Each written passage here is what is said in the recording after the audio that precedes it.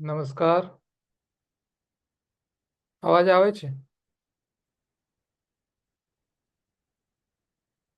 Okay.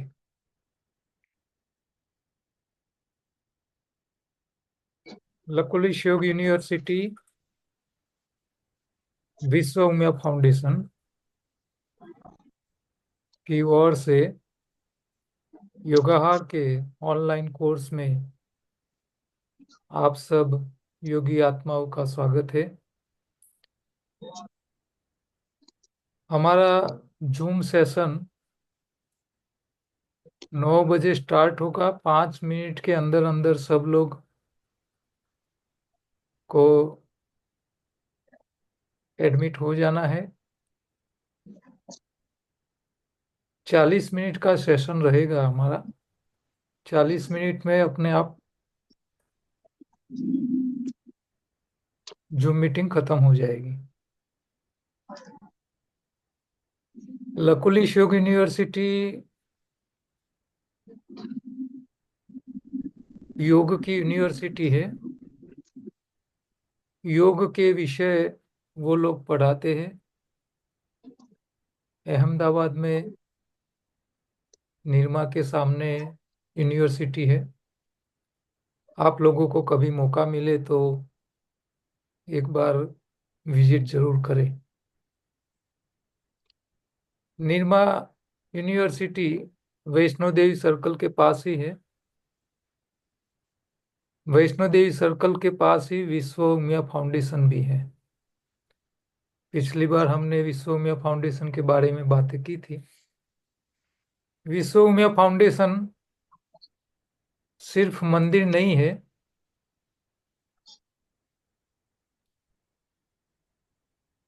वो समाज के जो समस्याएं है उसके ऊपर भी काम करना चाहती है। इसीलिए उन्होंने स्पेशल बैच हमारी योगाहार की आप लोगों को डिस्काउंट रेट में ऑफर की है। आप लोगों की जिम्मेदारी यही रहने वाली है, ज्यादातर इस कोर्स में ज्वाइंट हुए जितने भी लोग हैं वो योग टीचर ज्यादा है। योगी का काम ही यही है कि किसी भी समाज में किसी भी व्यक्तियों की जो भी समस्याएं है उसका समाधान देना। वही सच्चा योगी है। योगी कोई एक धर्म का नहीं होता है, क्योंकि हर धर्म में योगी होते हैं। नाम उनका थोड़ा अलग होता है, लेकिन योगी का मतलब है धर्म को समझना, धर्म को समाज में उसकी सही परिभाषा लोगों को समझाना। दुनिया का हर धर्म 3 फाउंडेशन के ऊपर टिका है। एक है प्रेयर यानी प्रार्थना। हर धर्म वाले को अपने इष्ट देव का जो भी स्थानक है, हिंदू को मंदिर में जाना है, जैन को देरासर में जाना है, मुसलमान को मस्जिद में जाना है, क्रिश्चियन को चर्च में जाना है, सिख है तो गुरुद्वारा में जाना है। हर धर्म के व्यक्ति को अपने इष्ट देव की सेवा पूजा प्रार्थना करने के लिए उनको प्रार्थना कंपलसरी बताई है। तो आप लोगों को मेरी रिक्वेस्ट है कि आप नास्तिक हो तो नास्तिकता में से बाहर आए।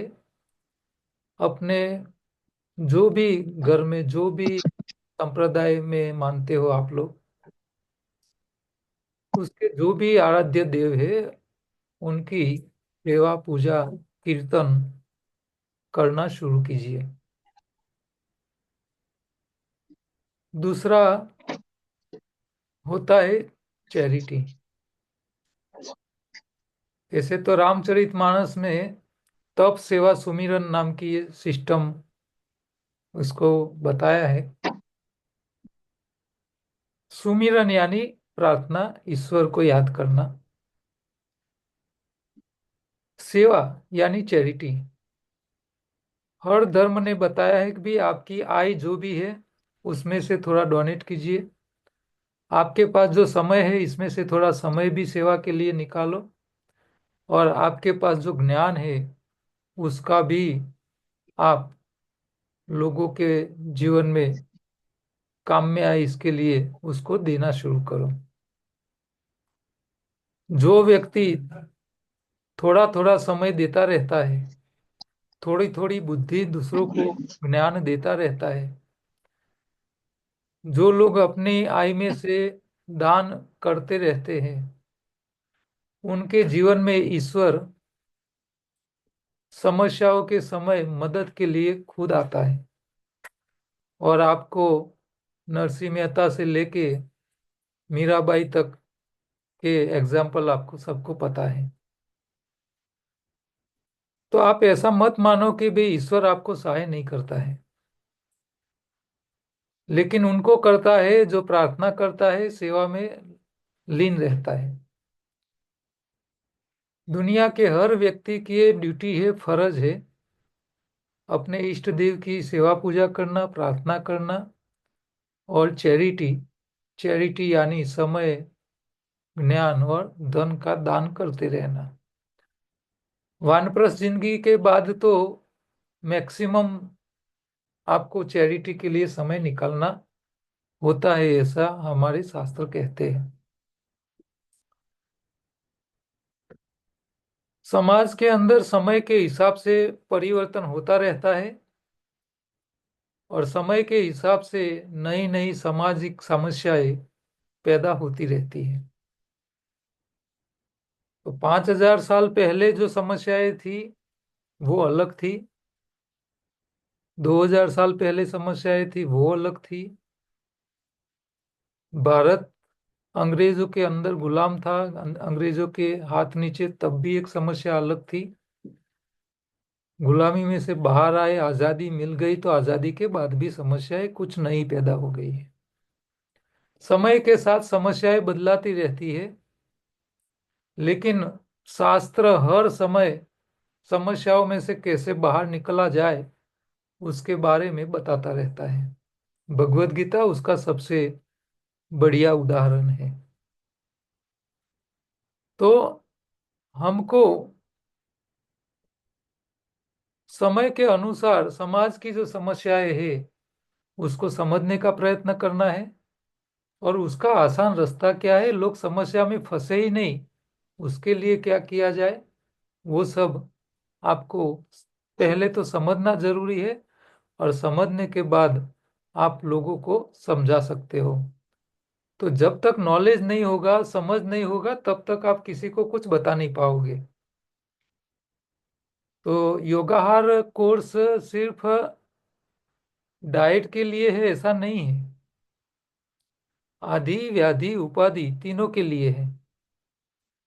आदि ऐसी समस्या है वो आपके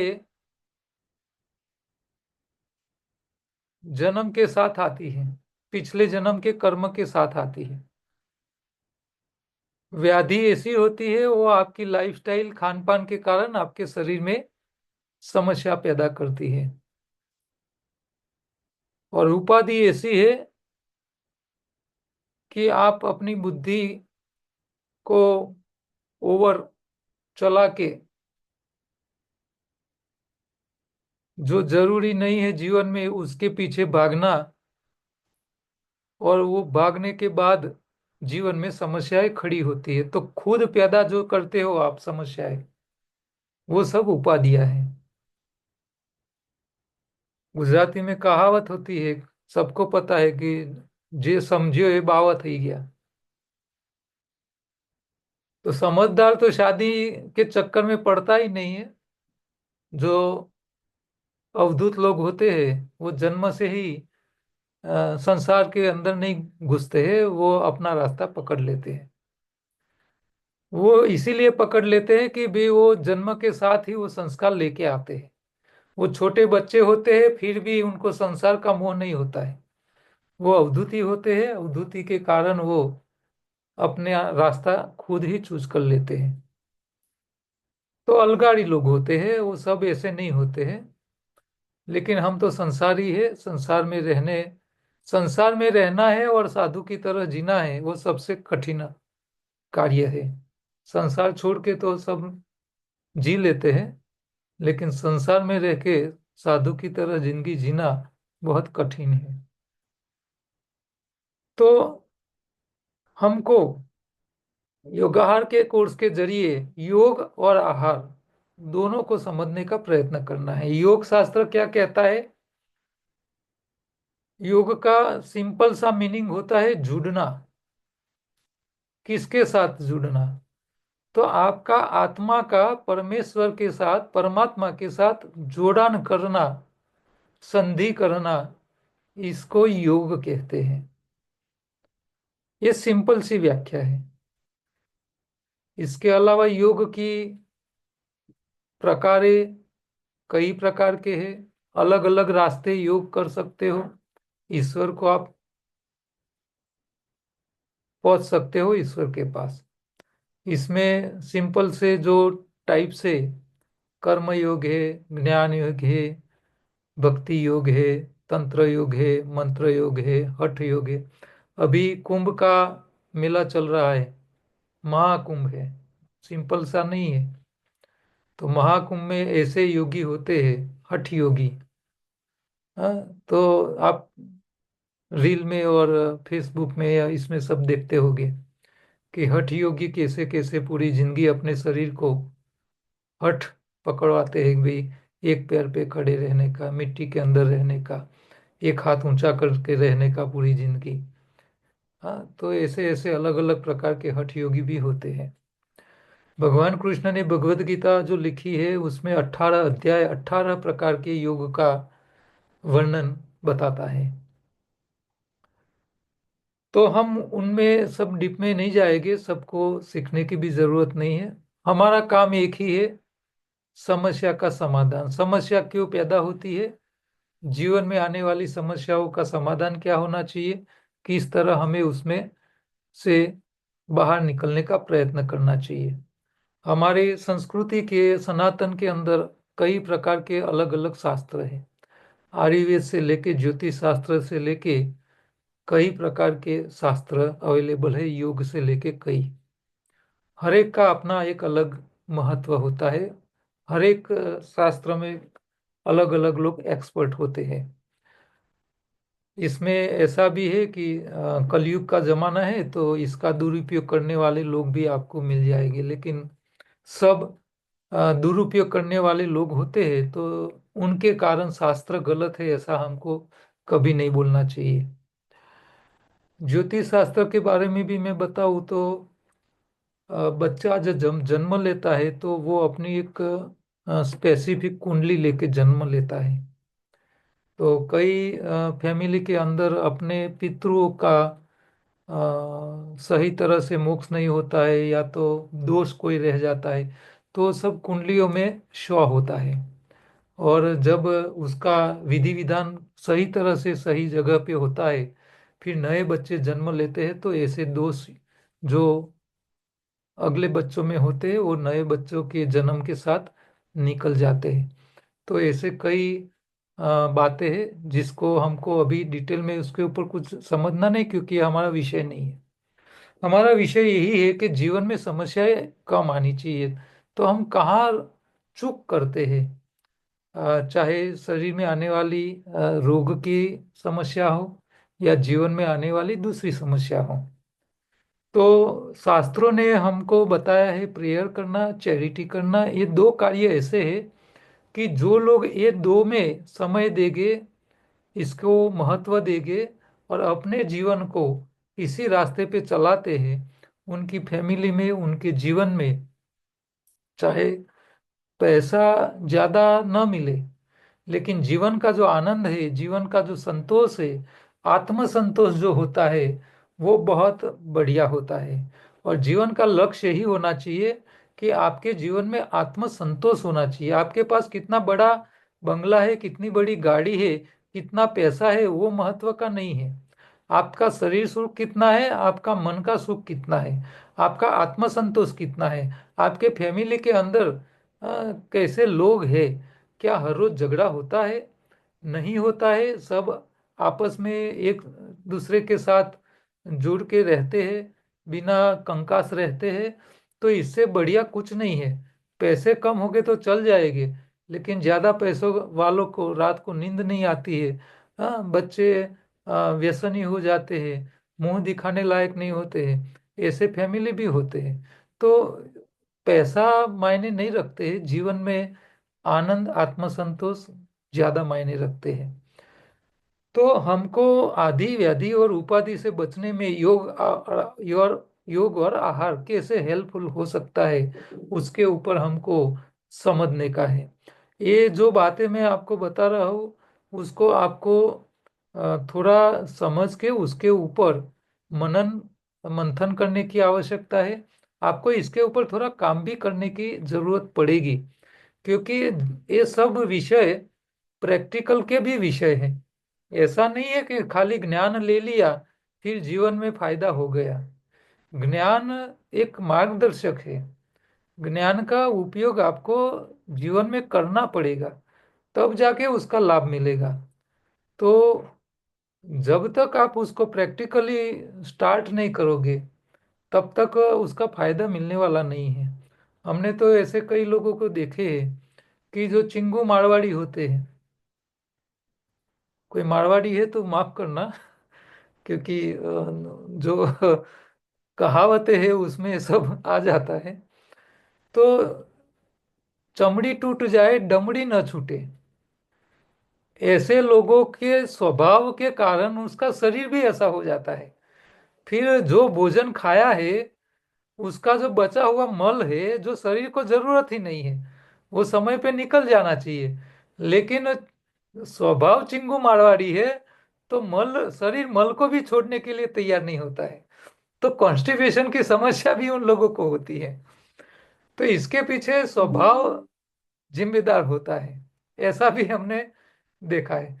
तो व्यक्ति की जब दान वृत्ति नहीं होती है, तब शरीर में भी समस्या लेके आ जाती है। एक मिनट, मेरा वीडियो क्यों स्टॉप हो गया।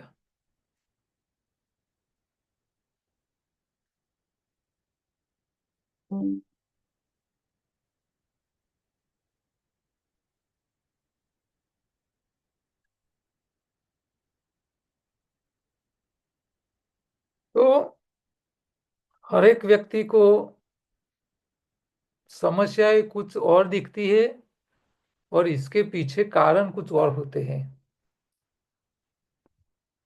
तो ये कारण भी समझने का प्रयत्न करना चाहिए, और कारण जब समझोगे तो उसका समाधान भी आपको मिल जाएगा।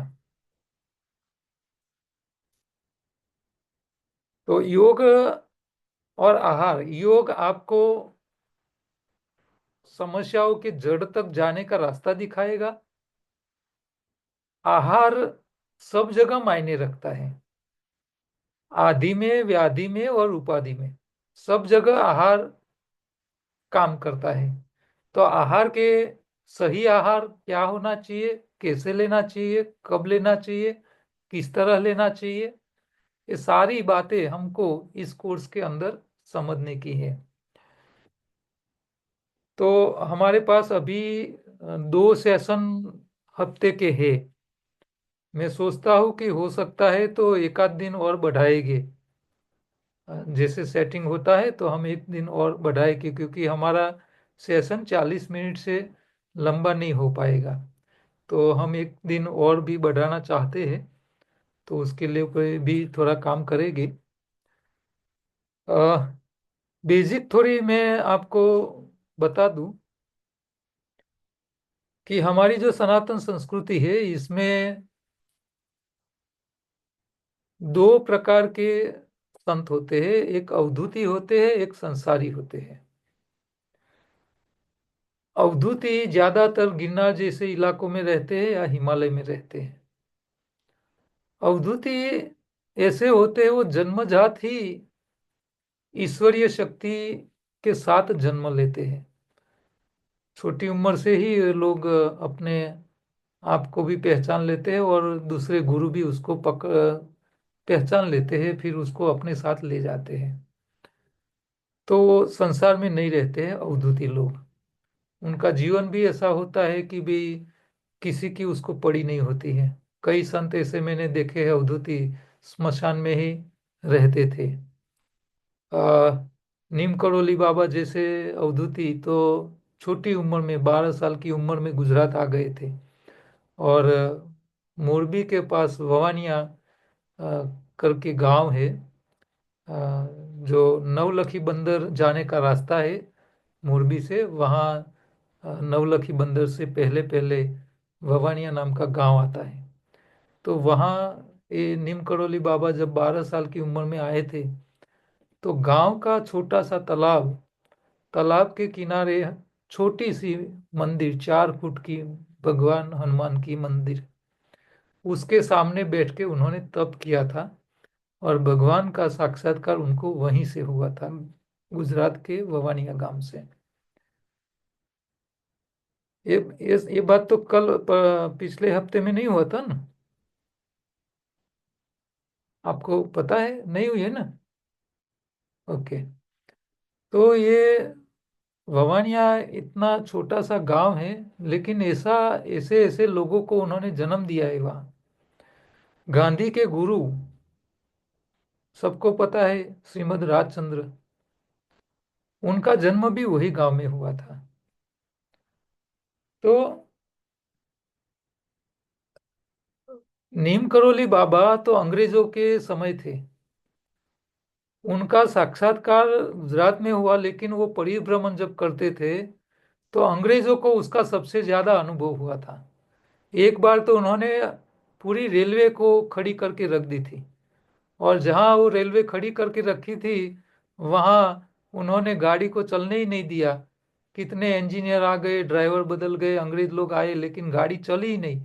और फिर उन लोगों ने माफी मांगी जब उनकी, तब गाड़ी चली। और अंग्रेज उनके पैर में पड़े, और अंग्रेजों ने बोला कि महाराज क्या चाहिए, आपके नाम से कुछ करें हम। तो उन्होंने एक बोला था कि मैंने जहाँ गाड़ी आपकी रोक रोक के रखी थी, वो जगह पे आप स्टेशन जो बनाओ, वो मेरे नाम का स्टेशन बनाना। तो आप जब यूट्यूब पे देखोगे ना, तो आपको नीम करोली बाबा के कई हजारों आपको चमत्कार देखने को मिलेंगे, लोगों के जीवन में जो हुए थे। एप्पल का सीईओ स्टीव जॉब्स जब जब भारत आता था तो वो नीम करोली बाबा के स्थानक पे जाता था। 5-7 साल पहले, कोरोना से पहले, मार्क जुबरकर जब इंडिया आया था, तो वो भी नीम करोली की स्थानक पे अपना माथा टेकने गया था। अब दुनिया की इतनी बड़ी बड़ी हस्तियां यहाँ इंडिया में जब आती है, अभी ये महाकुंभ चल रहा है तो इसमें स्टीव जॉब की बीवी भी आई हुई है, न्यूज़पेपर में आपने देखा होगा। तो गुजरात एक ऐसी ही जगह है जहाँ सबसे ज्यादा अवधूती लोगों ने अपने कर्म किए हैं। भगवान कृष्ण ने जन्म भले गोकुल मथुरा में किया हो, लेकिन उनकी जिंदगी तो यहीं गुजरात में आके ही रखी थी। स्वामीनारायण भगवान अयोध्या में जन्मे थे, अयोध्या के पास छपैया में, लेकिन उनकी कर्मभूमि गुजरात रही है। पांडुरंग शास्त्री मराठी थे, महाराष्ट्रियन थे, लेकिन सबसे ज्यादा कर्मभूमि उसकी गुजरात रही है। तो ये ववाणिया गांव के बारे में मैं बताऊँ आपको, तो श्रीमद राजचंद्र, अ, उनका जन्म नहीं हुआ था। उनका माँ बाप दोनों, एक जैन थे, एक वणिक थे, वैष्णव थे। मैरिज के बाद उनका जब जन्म नहीं हुआ, बच्चा नहीं हुआ, तो उनके माँ बाप ववानिया ही गांव में एक सदाव्रत चलाने वाली रामबाई नाम की संत थी। ये रामबाई साहिला लालजी महाराज का जो स्थानक है, भगत का गांव, वो लालजी महाराज के चेले थे रामबाई, उनके अनुयायी थे। तो रामबाई वहाँ सदाव्रत चलाती थी, और श्रीमद राजचंद्र के पेरेंट्स उसके पास गए कि माँ, आप तो सदाव्रत चलाते हो, आप संत हो, हमको बच्चा नहीं है। और उस जमाने में तो जब बच्चे नहीं होते न, तो पूरी गांव के लोग उनको गलत नज़र से देखते। तो वो लोग यही अपेक्षा के साथ रामबाई के पास गए कि भी हमें कुछ बच्चा की कृपा करो। जब वो गए रामबाई के पास और उनको बोला कि माँ, हमको कुछ हमारी पर कृपा करो, हमें कुछ बच्चा पैदा हो जाए तो हमारा जीवन धन्य हो जाए। तो उस टाइम रामबाई ने ऐसा बोला कि काफी 10 साल हो गए थे मैरिज के और बच्चा नहीं हुआ था। तो उन्होंने जाके बोला, तो रामबाई ने ऐसा जवाब दिया कि अभी तुमको और 8 साल राह देखनी है, होगा बच्चा, लेकिन अभी 8 साल बाकी है तुमको। तो वो खुश हो गए कि भी चलो 8 साल के बाद भी तो हमारे घर में बच्चा आएगा। तो रामबाई को उनकी जो श्रीमद राजचंद्र की माता थी, उन्होंने उनको और एक सवाल किया कि रामबाई, आपने ये बता दिया कि भाई 8 साल के बाद हमको बच्चा होगा, तो कैसा होगा वो जरा मुझे इच्छा है कि आप जरा वो बताइए, कैसा होगा मेरा बच्चा, मेरा जीवन धन्य करेगा एक नहीं करेगा। तो उस टाइम रामबाई ने उनके माथे पे हाथ रखा और उसको आ, समाधि में ले गए, और उनको ये उनके आने वाले बच्चे की पूरी फिल्म दिखा दी। छोटा बच्चा थोड़ा बड़ा हुआ, फिर ऐसे कपड़े, ऐसा दिखता था, ये सब आगे करता करता करता उसकी उम्र 30 साल से ऊपर बढ़ने लगी, जुआन दिखने लगा। फिर अचानक उसकी बॉडी, जो शरीर था, वो पतला दिखने लगा और हाड़ पिंजर दिखने लगा। तब जो हाथ पिंजर दिखने लगा तो वो तुरंत एकदम समाधि में से चमक के बाहर आई, और रामबाई को बोली कि माँ, ये तो हाड़ पिंजर दिखने लगा छोटी उम्र में। तो रामबाई ने उसी टाइम उसको बोला था कि हाँ माँ, तेरा बच्चा जन्म के बाद 30 साल तक इतना दुनिया में काम कर लेगा, अध्यात्म जगत में उतना उसका नाम हो जाएगा कि पूरी दुनिया के बड़े बड़े लोग उनके चेले हो जाएंगे। लेकिन उसका आयुष्य 30-35 साल ही रहेगा, इससे ज्यादा वो नहीं जिएगा। तो श्रीमद राजचंद्र के जन्म के पहले 8 साल पहले उनकी पूरी जीवन कहानी बता देना, ये छोटी घटना नहीं है, ये अद्भुत है। तो ऐसे ऐसे अवधूत लोग हमारे गुजरात में, हमारे भारतवर्ष में जन्म लेते हैं, जो भूतकाल तो ठीक है, भविष्य काल को भी बता देते हैं कि भाई आपकी आने वाली जिंदगी में ये होने वाला है। ये रामबाई लालजी महाराज के अनुयायी थे, और लालजी महाराज की जहाँ ये चोटीला से आगे साइला गांव है, वहाँ भी जाने का मौका मिले तो एक बार जाने का। वहाँ जो भगवान शेष नारायण की जो मूर्ति है, वो भगवान शेष नारायण की मूर्ति के पीछे भी एक इतिहास है। गुजरात में अंग्रेजों का शासन चलता था। ये शुरू में आपको ये थोड़ी घटना इसीलिए बता रहा हूँ कि आप लोगों को सनातनी और अवधूत लोगों के बारे में आपको थोड़ी जानकारी मिले, तो आप थोड़ा उनके प्रति आकर्षित हो और आप भी कोई सनातन अवधूत लोगों को ढूंढ के उनके पीछे आप अपने जीवन को धन्य करने के लिए भी थोड़ा सोचने लगो। इसके लिए मैं बातें आपको बता रहा हूँ। और उन लोगों के जब कृपा होने लगती है ना तो जीवन में बहुत चेंज आता है, और काफी आपको फायदा तो मैं नहीं बोलूँगा, लेकिन आपका जीवन धन्य हो जाता है। तो ये लालजी महाराज साइला में थे, और उनको भगवान ने आके दर्शन दिए और बोले कि भाई मैं दीव में हूँ, और दीव के जो मंदिर के पुजारी है वो मेरी सही तरह सेवा पूजा नहीं कर रहे, तुम आके ले जाओ मुझे। तो शेष नारायण भगवान ने ऐसा आके उनको आदेश दिया। तो वो लोग अपनी टोली लेके दीव गए, और दीव में अंग्रेजों का शासन नहीं था, फिरंगियों का शासन था, फ्रेंच लोगों का। तो वहां जाके उन्होंने बोला कि भाई तुम्हारे भगवान ने हमको बोला है ले जाने के लिए, हम लेने आए हैं।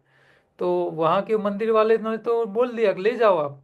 तो मंदिर भगवान ने भगवान की मूर्ति को गाड़ा में रख दिया। लेकिन एक बुजुर्ग जो ब्राह्मण था उनको शंका पड़ी कि भाई ये गलत बोल के तो लेने नहीं आए इन भगवान को। तो उन्होंने अब दूसरे ब्राह्मणों ने तो बोल दिया गाड़ा में भगवान को, उसकी पूरी मूर्ति बहुत बड़ी साइज की है, उसको रख दिया था, अब मना नहीं कर सकते थे। तो वो फिर गए गवर्नर के पास, फिरंगी के, और वहां जाके उन्होंने फरियाद की कि ऐसे ऐसा बात करके साइला से आए साधु लालजी महाराज की टोली और हमारे भगवान को ले जा रहे हैं, और ऐसा बोल रहे कि भाई हमको भगवान ने लेने के लिए भेजा है। तो वो गवर्नर भी आश्चर्य हुआ कि भी ऐसा तो नहीं हो सकता। वो वहीं आ गया मंदिर के पास, और लालजी महाराज को बोला कि भाई आपको रियल में भगवान ने भेजा है, क्या सबूत है आपके पास, कैसे हम माने। तो लालजी महाराज ने बोला कि भाई सबूत तो मैं नहीं दे पा सकता, क्योंकि ये तो ईश्वर की बात है, आपको क्या चाहिए। आप तो उन्होंने बोला मुझे तो सबूत चाहिए, तो सबूत में मैं क्या करूं।